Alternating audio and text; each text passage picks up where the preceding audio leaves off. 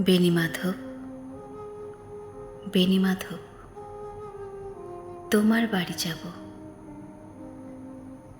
বেণীমাধব, তুমি কি আর আমার কথা ভাবো? বেণীমাধব, মোহন বাঁশি তমাল তরুমূলে বাজিয়েছিলে। আমি তখন মালতী স্কুলে ডেস্কে বসে অঙ্ক করি।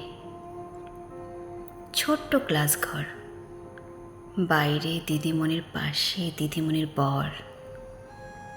আমি তখন নবম শ্রেণী। আমি তখন শাড়ি। আলাপ হলো বেণীমাধব, সুলেখাদের বাড়ি। বেণীমাধব, বেণীমাধব, লেখাপড়ায় ভালো, শহর থেকে বেড়াতে এলে। আমার রং কালো। তোমায় দেখে এক দৌড়ে পালিয়ে গেছি ঘরে। বেণীমাধব, আমার বাবা দোকানে কাজ করে। কুঞ্জে অলি কুঞ্জে তবু ফুটেছে মঞ্জুরি। সন্ধেবেলা পড়তে বসে অঙ্কে ভুল করি। আমি তখন নবম শ্রেণী। আমি তখন 16।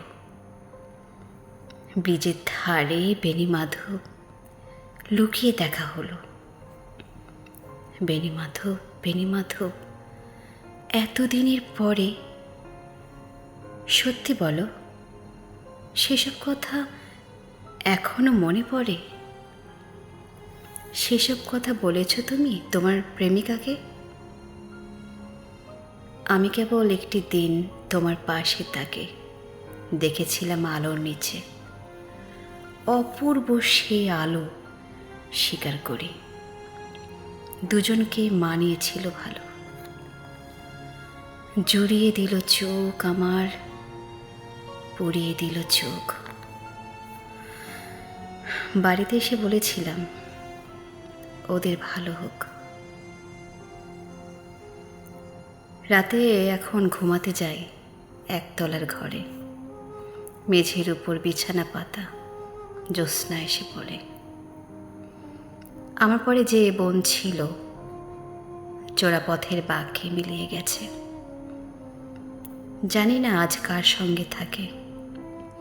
আজ জুটেছে, কাল কি হবে? কালের ঘরে শুনি। আমি এখন এই পাড়ায় সেলাই দিদিমণি। তবু আগুন। বেণীমাধব, আগুন জ্বলে কই? কেমন হতো আমিও যদি নষ্ট মেয়ে হই? কেমন হবে আমিও যদি নষ্ট মেয়ে হই?